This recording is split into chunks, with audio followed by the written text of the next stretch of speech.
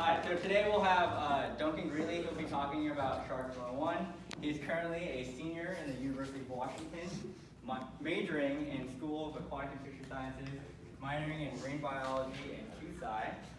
And I don't know, kind of talk about how you went somewhere, or are you going to talk about that? That would be involved in the presentation. Well, give it up for Duncan. Well, thanks for the introduction. That spoils my first slide.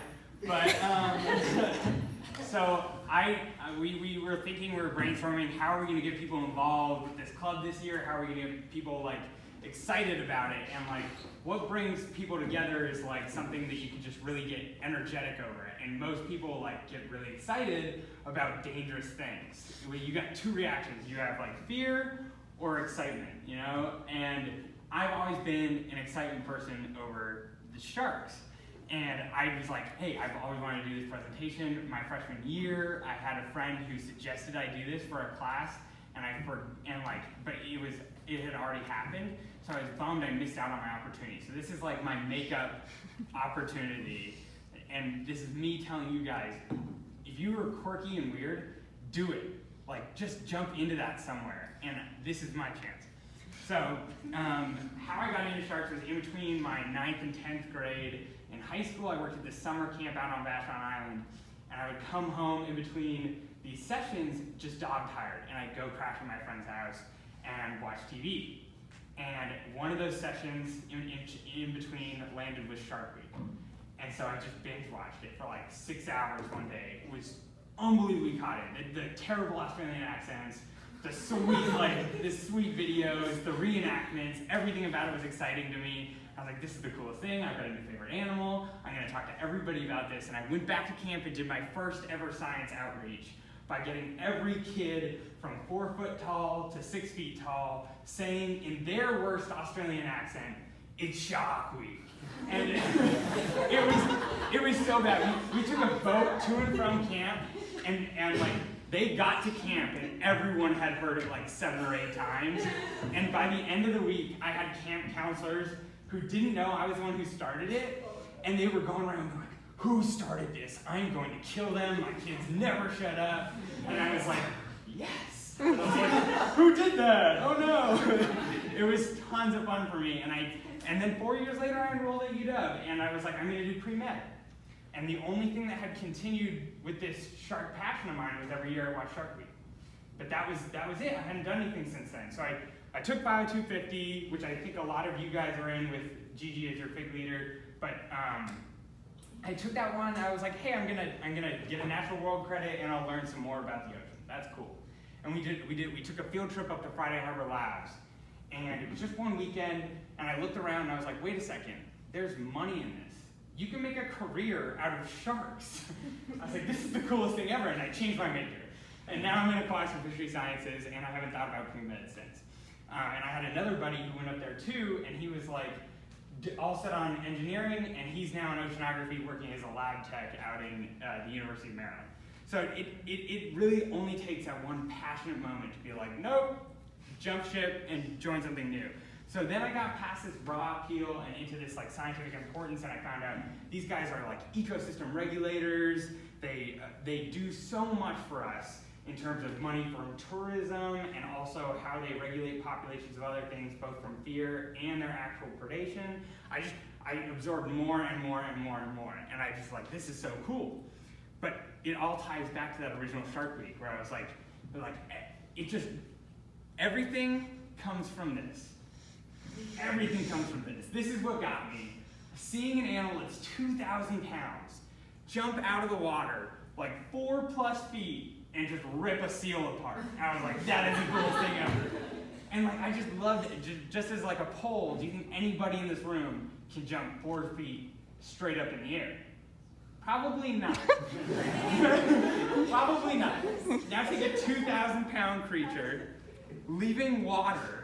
This is the second one because I was so excited about it. 2,000 pound creature leaving water, going into the air with a seal in his mouth. That is the coolest thing to me. And God, it's getting hot here. So moving along, I took after I got past this like raw appeal, I was like, all right, let's take the next step.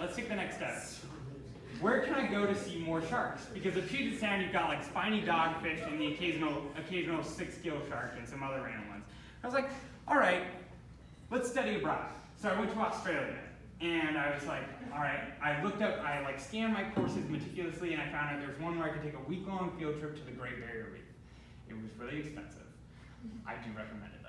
I'm still paying back my parents, but I mean like, it was on Heron Island, Southern Great Barrier Reef. If any of you guys have seen the coral bleaching movie, it's on Netflix. They actually go there. They leave it very quickly because it doesn't work out for them. The corals, they couldn't get the bad footage that they want, the footage of the corals bleaching because the corals there were healthy. So it was really cool to go there and actually experience like a nice coral marine environment when all you hear about is like really depressing statistics. But I got to see sharks up close. I mean, that's a shovel-nosed shark, which is really just a ray, which I hand caught. It was just in like ankle-deep water. They were swimming around me. And then on the right, this is me with a black-tip reef shark snorkeling. I also saw gray nurse sharks, which are endangered, but that was on a scuba diving trip elsewhere. It was like the coolest experience ever. I've tried to refrain bringing this up in like my previous like little questions around the room because I wanted to save it for this presentation.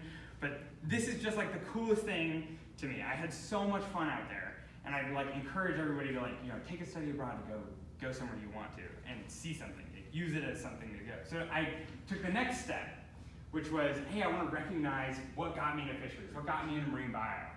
And I went out, and after I had saved up some money, after paying back my parents, and did the logical next step to me, which was getting a tattoo of sharks on me so that I could never forget about it. And I was like, this is great. This is me, right?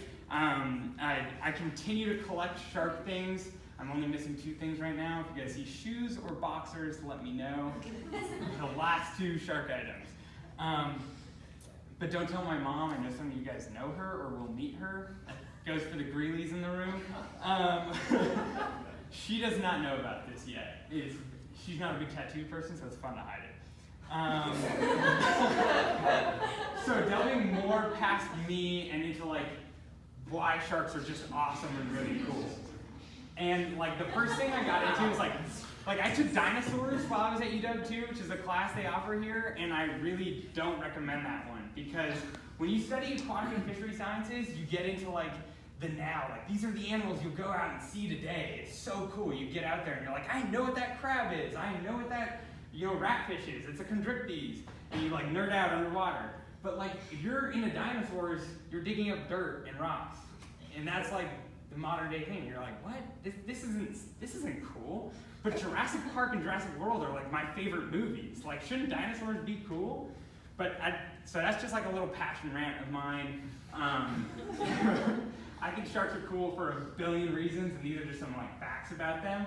So like they're just this raw mix of power and grace. You know, again, the 2,000-pound animal that can jump out of water. They're the longest living vertebrates. We have the Greenland shark, which literally lives to 400 years old. They're blind by the time they die, but they're still going around eating seals and polar bears somehow, which is awesome. You have the fact that they like regulate coral reefs, which are these environments that you guys and like everybody who likes the ocean is like super passionate about because there's 1 billion species in 6 square feet, which is something you can't encounter almost anywhere else in the ocean. And then there's this embryo heartbeat fact, which is really cool. If you can find a video of this, I've seen this in a class once. Basically, embryos of sharks have, like, you can see the small shark inside of there if you shine a light through it. They can sense electroreceptors in the water, so that's anything with a heartbeat that goes by it. So if something big with a heartbeat goes by it, they can literally turn their heartbeat off in the egg casing so that that animal can't sense them. So they can just avoid predation, which is really important because sharks will eat other sharks, and that comes up again. But then we also have like just my favorite fact ever that I repeated all the time during that 9th and 10th grade summer camp, which is bull sharks can travel between fresh and salt water. And that's scary for a million reasons, but also super cool when you get into the science behind how they do that, which is like keeping a bunch of toxins in their blood that they then regulate. But this is a fun lecture, so we won't get into that. That's for a later class. So these are really, really cool to me. Like, these are just some basic facts. There's a million more out there. I'm sure you guys know some cool ones that I don't. So there's sharks in pop culture too. This is really important because you have to know what to believe and what to like just disregard, right? Jaws, there's like a tiny bit of truth there. The Shallows, 47 meters down? No, that's all fake. Like, just throw that in the trash. But then you also have like the really funny, which is like Sharknado 1 through 5, which like you can laugh about, and like people aren't going out and killing hundreds of sharks after seeing. And then you have like the Meg and like the Katy Perry halftime show, which are like very different mediums, but also fun. They're really only appropriately portrayed in like documentaries, or at least that's all I've found. So you've got Shark Water, which is like really, really important. Highly recommend. It's all about the finning industry. Really sad. So you know, watch that when you want to, but it's definitely like a deep moving piece. And then there's also Mystery Sharks of Seattle, which is really cool because it's right here. I've talked to the director. He worked with the aquarium. He's done a bunch of really cool stuff in the area, and that's all about 6-gill sharks, which are like constantly like here, not here. People don't really know. There's all this information that needs to be studied, and that's another attraction to sharks, is that there's so much that's unknown because these are creatures you can't put in a lab setting and monitor the way that you can freshwater snails or something like that. So they're both free on the internet. If you guys need these plugs, let me know. Like, send me a message on Facebook. I'm happy to send you guys the links. They're all in this presentation, just in the notes section. So I've got some famous sharks for you guys. You have both Bruces, if you didn't know that. Jaws, they named that mechanical shark Bruce, and they renamed the shark from Finding Nemo also Bruce because of that original one. Then you have the San Jose Sharks, which is the only hockey team I ever like support because they have the coolest mascot. And then down here, which isn't so great up here, you can see this outline of a shark. Every time there's a flood or a hurricane or something, someone photoshops the exact same shark into the waters because it looks really realistic. And someone found this great photo. And I read this big article about this guy being like, yeah, every time there's a flood or a hurricane, I see my shark again, because he was the one who took the photo, and it's now reappearing every time because it's clickbait and people believe it, right?